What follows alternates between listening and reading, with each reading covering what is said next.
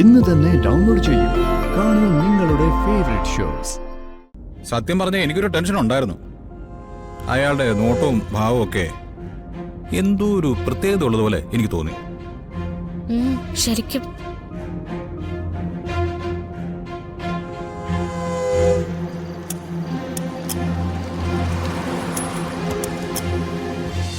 രാധിക, ഇത്രയ്ക്ക് ഞാൻ പ്രതീക്ഷിച്ചില്ല കേട്ടോ. എനിക്ക് ഇഷ്ടം മാത്രമല്ല, കുറച്ച് അസൂയം തോന്നിപ്പോയി. ആ കണ്ടോ, ഇതാണ് ചേച്ചിയുടെ ഓപ്പൺ മൈൻഡ്. മനസ്സിൽ തോന്നിയ ഒരു കാര്യം കൃത്യമായിട്ട് പുറത്തു പറഞ്ഞു. ഇങ്ങനെയായിരിക്കണം പെണ്ണുങ്ങള്. കുറച്ചു ദിവസം മുൻപ് ഫോണിൽ സംസാരിച്ചപ്പോ രാധികയെ പോലെ ആയിരിക്കണം പെണ്ണുങ്ങൾ എന്നാണല്ലോ പറഞ്ഞത്. അതൊക്കെ മറന്നുപോയോ? എനിവേ, ഇനി നമുക്ക് ഭക്ഷണത്തിലേക്ക് കിടക്കാം. വാ, എല്ലാരും വന്നു.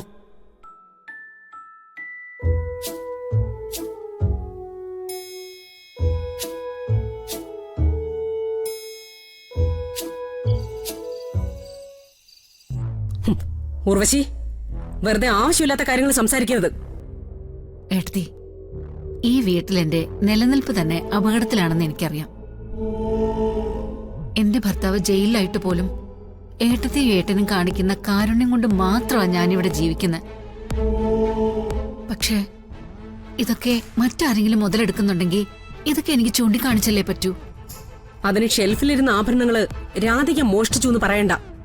ചാവി രാധികയുടെ കയ്യിലിരിക്കെ ആഭരണങ്ങൾ നഷ്ടപ്പെട്ടതിന് ഏട്ടത്തിക്ക് ഉത്തരവുണ്ടോ?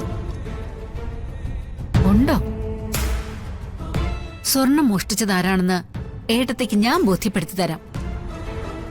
ഏട്ടത്തി ഒരു കാര്യം മാത്രം എനിക്ക് ചെയ്തു തന്നാ മതി. എന്താ? രാധികയുടെ വീട്ടുകാരെ ഇങ്ങോട്ടൊന്ന് വിളിക്കണം. എന്നിട്ട് നിന്റെ ഈ ആരോപണം അവരോട് പറയണം, അവരെ ചോദ്യം ചെയ്യണം. അതും നടക്കില്ല ഉർവശി. ഞാൻ അവരോട് ഒരു വാക്കുപോലും ചോദിക്കില്ല, ഒരു ചോദ്യവും ചോദിക്കില്ല.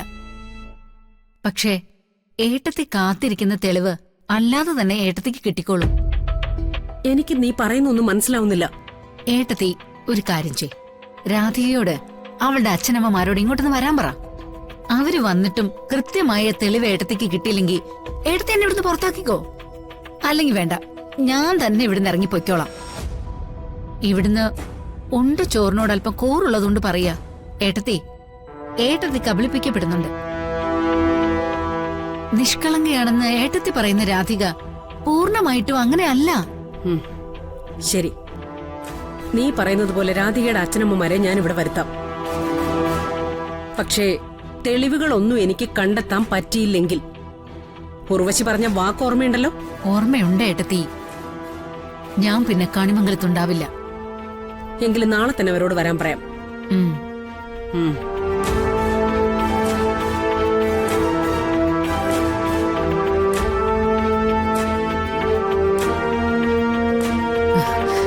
കൽപ്പനെ, നീ പേടിക്കണ്ട.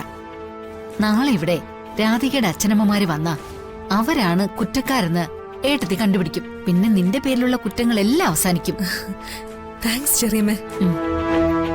ചെറിയമ്മ അല്ലാതെ എനിക്ക് വേണ്ടി ആരും ഇങ്ങനെ കഷ്ടപ്പെടില്ല. നീ വാ.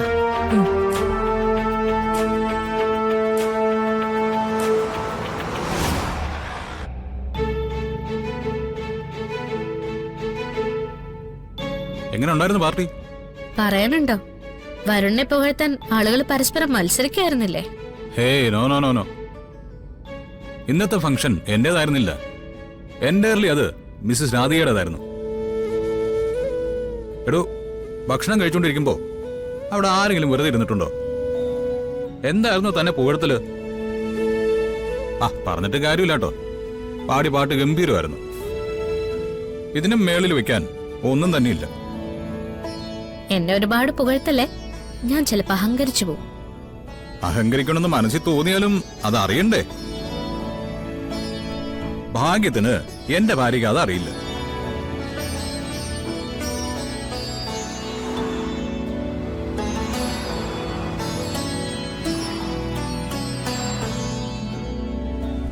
എന്നാലും അയാളുടെ ആ വരവുണ്ടല്ലോ, ആ കൈ മുറിഞ്ഞ ആളുടെ, ഞാൻ പെട്ടെന്ന് വല്ലാണ്ട് പേടിച്ചുപോയി. സത്യം പറഞ്ഞ എനിക്കൊരു ടെൻഷൻ ഉണ്ടായിരുന്നു. അയാളുടെ നോട്ടവും ഭാവവും ഒക്കെ എന്തോ ഒരു പ്രത്യേകത ഉള്ളതുപോലെ എനിക്ക് തോന്നി. ശരിക്കും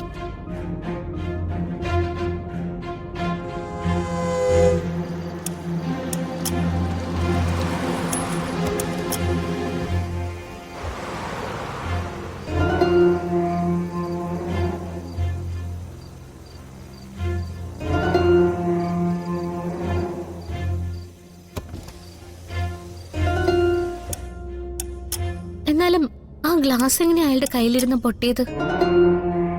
നോർമലി ഗ്ലാസ് അങ്ങനെ പൊട്ടില്ല. ചിലപ്പോ പൊട്ടിയിരുന്ന ഗ്ലാസോ മറ്റോ ആയിരിക്കും അയാൾ എടുത്തത്. അയാളുടെ രൂപം മനസ്സെന്ന് പോകുന്നില്ല.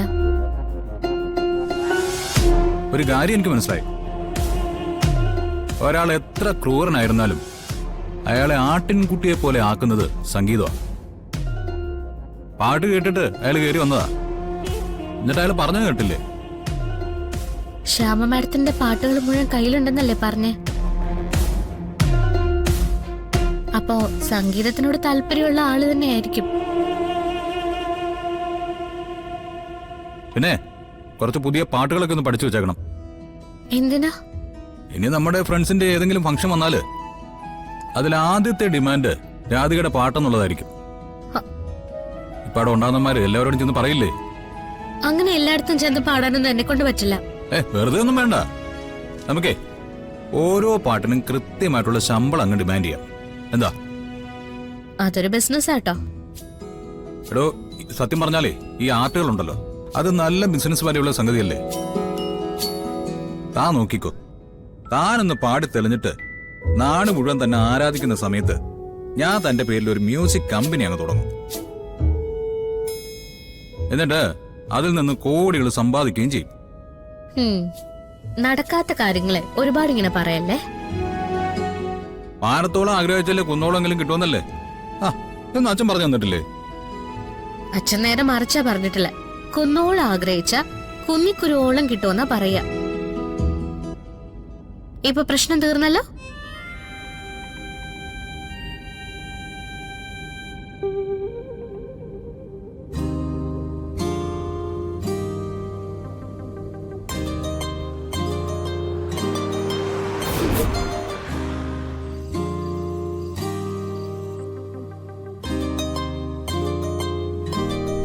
മോളെ, ആ അമ്മേ,